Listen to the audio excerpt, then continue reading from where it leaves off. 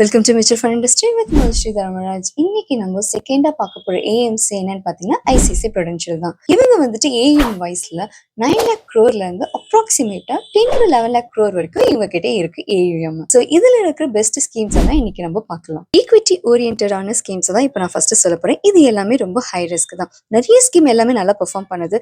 But உங்களுக்கு வந்து கொஞ்சம் ஷார்ட்டா இருக்கணும், அந்த ஃபண்ட் ஹவுஸ்ல எந்த ஸ்கீம் கொஞ்சம் டாப்ல இருக்கு அப்படின்னு சொல்லிட்டு 5 years ரிட்டர்ன்ஸ் பேஸ் பண்ணி தான் நான் இப்போ உங்களுக்கு எல்லா ஸ்கீமே சொல்ல போறேன். இதுல ஈக்விட்டி ஓரியன்டா பாத்தீங்கன்னா இன்ஃப்ராஸ்ட்ரக்சர் ஃபண்ட் வந்துட்டு 5 yearsல 31% ரிட்டர்ன்ஸும், இந்தியா ஆப்பர்ச்சுனிட்டி ஃபண்ட் வந்துட்டு 28%, கமாடிட்டிஸ் ஃபண்ட் வந்துட்டு 26%, அதுக்கப்புறமேட்டு வேல்யூ ஃபண்ட் வந்துட்டு 23%, large and mid cap fund வந்துட்டு 23% கொடுத்துருக்கு ரிட்டர்ன்ஸ். நெக்ஸ்ட் நம்ம ஹைபிரிட் ஃபண்ட்ல வந்து பாத்தீங்கன்னா மல்டி அசெட் ஃபண்ட் வந்துட்டு 22%, ஈக்விட்டி அண்ட் டெட் ஃபண்ட் வந்துட்டு 22% கொடுத்துருக்கு. இப்போ நான் நெக்ஸ்டா பார்க்க போறது, லாஸ்டா எனக்கு வந்து லோ ரிஸ்க்ல வேணும் அப்படின்னு நினைச்சிட்டு நீங்க கேக்குறீங்க அப்படின்னா அப்போ வந்துட்டு தாராளமா நீங்க வந்து டெட் ஃபண்ட்ல இன்வெஸ்ட்மெண்ட் பண்ணலாம். ஐசிஐசிஐ கிரெடிட் ரிஸ்க் ஃபண்ட் வந்துட்டு 5 yearsல 7% ரிட்டர்ன்ஸ் கொடுத்துருக்கு.